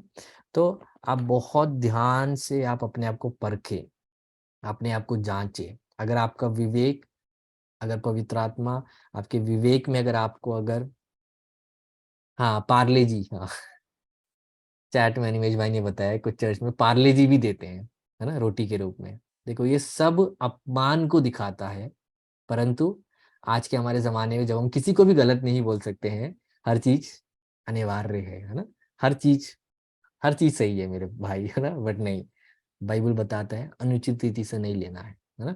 और ये हम अपनी भूख मिटाने के लिए नहीं खा रहे हैं ना। काफी लोगों को जब मैं देखता हूँ, तो मैं भी जब ये बांटता हूँ ऐसे क्या प्रभु भोज, इतने बड़े बड़े पीस लेते हैं जैसे कि वो पूरे दिन खाना नहीं खाने वाले हैं, है ना। तो यहाँ पे पौलुस भी कोरिन्थ कलीसिया को ये बता रहा है कि तुम ऐसे क्या खा रहे हो, मतलब भुक्कड़ लोगों की तरह क्यों खा रहे हो, क्या तुम्हारे घर पे खाना नहीं है ना। प्रभु भोज ये कुछ चीज को सिंबलाइज करता है। तो इसमें आप ऐसे ये भूख मिटाने वाला सेवकाई नहीं है ये, है ना, ये भी आपको समझना है। तो तो परमेश्वर के मृत्यु के साथ हम लोग रिमेम्बर करते हुए हम उसके भागीदारी होते हैं। तो उसी समय हमें अपना भी चाल चलन अगर सही नहीं है, मैं आपको आज परमेश्वर के वचन के आधार पे आपको मैं शिक्षा देना चाहता हूँ। अगर आपका विवेक पवित्र आत्मा के द्वारा अगर कन्विक्ट होता है, अगर आपको समझ आता है कि नहीं ये सही नहीं है कि मेरा आज लेना क्योंकि मैं सही नहीं हूँ, है ना, तो आप उससे आप दूर रहिएगा, है ना। इसका मतलब ये नहीं है कि आप हमेशा के लिए दूर रहिए, है ना। बाइबल क्या बताता है कि जो अपने अधर्म को छुपाता है उसके साथ शुभ नहीं होता, बट जो अंगीकार करता है ना, उसको माफी दी जाती है, उसको करुणा दी जाती है ना। तो मन फिराए, परमेश्वर के प्रति सही रिश्ते में हमेशा बने रहे। और आपको पता है एक और चीज, क्यों नए नियम की कलीसिया के हर एज अ चर्च हमेशा वो लोग जब भी मिलते थे, क्यों वो लोग प्रभु भोज लेते थे? क्योंकि उनमें से किसी को भी गारंटी नहीं है अगले दिन वो लोग जब मिलेंगे कितने लोग जिंदा होंगे, है ना। तो इसलिए जब प्रभु भोज के बाद जब वो मारानाथा बोल रहे हैं ना, हमारा परमेश्वर आ रहा है, वो हमारी तरह ऐसे नहीं बोल रहे क्योंकि उनको पता है कि शायद आज जिससे मिल रहे हैं वो शायद कल रोमी साम्राज्य के द्वारा वो शायद पकड़ा जाएगा, शायद उसको मोमबत्ती जलाने की तरह उसको शायद उसके गली और नुक्कड़ में शायद उसको शायद जला देंगे, है ना। मसीह लोग साथ ऐसा होता था, आपको पता है ना। है ना, उनको जानवरों के सामने डाल दिया जाता था, है ना, उनको सैनिकों के द्वारा उनको मरवा दिया जाता था, है ना। आजकल आजकल जैसा है, ओ आपके ओके ओके ओके, हाँ। सो हमेशा फोकस हमारा यही रहना है, रोटी के वक्त हम लोग आइदर हम लोग असली रोटी, है ना, ले, या नहीं तो हम लोग बन ले, है ना, क्योंकि वो ब्रेड के साथ सिंबलाइज वो करते हुए तो वो सेंस बनता है। तो ओके, तो पार्ले जी या सैंडविच, वो सारी बातें मुझे नहीं समझ आती हैं कि लोग कैसे इंक्लूड करते हैं, बट हमें बहुत केयरफुली हमें ऐसे सारी चीज़ों में हमें ध्यान से हमें करना होता है। ठीक है, कुछ कुछ जगह तो लोग रोटी बनाते हैं उसके लिए अलग से। मैं ऐसे कलीसिया में भी गया हूँ जहाँ पे रोटी इसके लिए अलग से बनाया जाता है, जिसमें क्या खमीर नहीं डाला होता है या डाला होता है ना। तो वो सब उनका चॉइस है, बट मेन कॉन्सेप्ट क्या है, वो रोटी होनी चाहिए, क्योंकि है ना सैंडविच नहीं तोड़ा गया था, है ना रोटी तोड़ी गई थी, है ना। और यीशु ने भी रोटी के साथ अपने आप को वो जोड़ के बोला, क्योंकि पासओवर मील में भी रोटी थी जिसको उनको तोड़ के उन्हें याद करना था परमेश्वर ने क्या करा। ठीक है, तो आज के बाइबल स्टडी में हमने क्या क्या सीखा कि प्रभु भोज क्या है। प्रभु भोज उन दो विधियों में से एक है जो जो प्रभु यीशु मसीह ने कलीसिया के लिए दी है। और प्रभु भोज कौन ले सकता है? प्रभु भोज वो व्यक्ति ले सकता है जिसने मन फिराया हो, अपने पापों की क्षमा यीशु से प्राप्त करते हुए, उसने यीशु के प्रति अच्छे विवेक को रखते हुए पानी में उसने बपतिस्मा लिया हो, है ना। और वो कलीसिया का भाग है, इसीलिए वो प्रभु यीशु मसीह के इस मेज में से वो भागी हो रहा है। ठीक है, और ये मेज जब यीशु मसीह के मृत्यु को दिखा रहा है, ये मेज हमने पहला कुरिन्थियों 11वें अध्याय में हमने क्या देखा, जब तक यीशु आ रहा है यीशु के मृत्यु को ये बताता है ना। मतलब यीशु के आते ही ये चीज फिर नहीं है। क्यों नहीं है? क्योंकि हम यीशु के ये ऐसी बात होगी, हम किसी को हम याद कर रहे हैं, बट वो व्यक्ति जैसे ही हमारे पास आ गया फिर हम याद नहीं करेंगे ना, क्योंकि अब तो फिर हम उस व्यक्ति के साथ है ना। समझ आया आपको? वैसे ही प्रभु वो जब यीशु के मृत्यु को जब दर्शाता है, जैसे ही यीशु मसीह हमें बादलों में लेने आएगा, अब ये नहीं है, है? इसके बाद एक नया एक भोजन है जो कि यीशु ने बोला है कि हम लोग परमेश्वर के राज्य में हम प्रभु यीशु मसीह के साथ हम लोग भोजन करेंगे, है ना। ये इसकी ओर भी हमें प्रिपेयर करते हुए, हमें आगमन करते हुए हम लोग को रेडी करता है। फिर हमने क्या सीखा कि कौन कौन सी कलीसियां इसको कैसे कैसा मानती है और ये एक्चुअल में क्या है। फिर उसके बाद हमने ये सीखा कि कैसे हमें इसे भयपूर्वक हमें लेना चाहिए। और इसमें एक चीज लिखा हुआ है कि इसको अच्छे से नहीं जांचने के वजह से काफी लोग बीमार है, काफी लोग सो गए हैं, है ना। ये आत्मिक रीति में काफी लोग की मृत्यु आत्मिक रीति में प्रभु बोझ गलत तरीके से लेने की वजह से हो जाता है। बाइबल बताता है ना, कि वो लोग ढीठ हो जाते हैं, वो लोग पाप के प्रति और कठोर हो जाते हैं ना, क्योंकि उनको लगता है कि प्रभु बोझ लेके भी अब मुझे कुछ नहीं हुआ, मैं तो हूँ पापी, है ना। मैं तो व्यभिचार में चल रहा हूँ, बट देखो मैं तो प्रभु बोझ मुझे तो कुछ भी नहीं हुआ, है ना। बाइबल तो बताता है कि उसमें, है ना, दंड के भागी होंगे। तो वो अपने मन को और कठोर करते हुए वो ऐसे जाते हैं। और बाइबल बताते हैं इन सारी बातों से दूर रहते हुए, हमें यीशु मसीह को याद करते हुए, यीशु मसीह ने जो शिक्षाएं दी उसको समझते हुए हम जब प्रभु भोज लेते हैं। तो मैं अंत में 2 मिनट लेके आपको ये बताना चाहता हूँ, अगर हमारे बीच में कोई भी है जिसने आज तक यीशु मसीह को अपने उद्धारक के रूप में ग्रहण नहीं करा है, इस प्रभु भोज के सेवकाई से यही हमें समझ आता है कि प्रभु यीशु मसीह ने अपने उस पावन पवित्र और पाप रहित उस शरीर को हमारे लिए तोड़ा, ताकि हम और आप, हम सब के सब यीशु मसीह की संतान बने। और उसके लिए हमें क्या करना है? हमें विश्वास करना है। जब विश्वास करते हैं, हम मन फिराते हैं। हम जैसी चाल चलन हमने चली है, जिस पाप में अवस्था में हम जिए हैं, उससे हम मन फिराते हुए हम बोलते हैं, प्रभु अब मैं ऐसे नहीं जीऊंगा, अब जैसा आप चाहते हो मैं वैसा जीऊंगा। और वैसे हम लोग ये विश्वास करते हुए, और विश्वास का प्रकटीकरण उस चेले होने का प्रकटीकरण है, हम लोग पानी में बपतिस्मा लेते हैं। ठीक है, तो परमेश्वर आप सबको आशीष करे। आज का क्लास प्रभु भोज के विषय में जितना आपने सीखा है उसको आप थामे रहिए, अपने आप को हमेशा जांचते रहिए, जांच के ही प्रभु भोज के भागी बने। अगर आप जांचते हो तो आपको समझ जाए कि आप गलत हैं, आप पाप में जी रहे हैं, तो आप ना लिएगा। और परमेश्वर के शरीर और लहू के संबंध में आप दोषी आप ना ठहराए जाए, उसलिए आप ना लीजिएगा। ठीक है, परमेश्वर आप सबको आशीष करे। आगे के क्लासेस में हम और ऐसे ऐसे टॉपिक्स को लेंगे जो बहुत ही कॉमन लगेगा, बट शायद हमें उसके विषय में हमें ज़्यादा पता नहीं, क्योंकि शिक्षाएं हम नहीं सुन रहे हैं। तो परमेश्वर आप सबको आशीष करे। हम लोग प्रार्थना करते हैं। पिता परमेश्वर, हम आपके पुत्र यीशु मसीह के नाम पे आपके चरणों में आते हैं। परमेश्वर, लॉर्ड, आपने हमारे लिए जो करा है उसके लिए हम आपका धन्यवाद करते हैं। परमेश्वर, जो प्रभु भोज की सेवकाई आपने हमें दी है उसके धन्यवाद करते हैं। परमेश्वर आपने अपने शरीर को आपने टूटने दिया उसके लिए धन्यवाद करते हैं। आपने अपने लहू को बहने दिया उसके लिए धन्यवाद करते हैं, क्योंकि आपके शरीर के तोड़े जाने और लहू के बहने से हमें आज उद्धार मिला है, उसके लिए हम आपका धन्यवाद करते हैं। पिता, जितने लोग आज यहाँ जुड़े हैं, जितने लोग बाद में सुनेंगे, सबको हम आशीष करते हैं, सबको आप मदद करें, सबको सबके आप साथ रहिए परमेश्वर। हम सब दिन प्रतिदिन मसीह यीशु की शिक्षाओं में और बढ़ते हुए सिद्धता की ओर हम आगे जाने पाए। सारा आदर आपको देते हैं, सारी महिमा आपको देते हैं, और ये प्रार्थना विनती आपके पुत्र यीशु मसीह के नाम पे मांगते हैं, आमीन। सबको जय मसीह की। और हम लोग अगली क्लास में एक नए टॉपिक के साथ मिलेंगे। परमेश्वर आप सबको आशीष करें।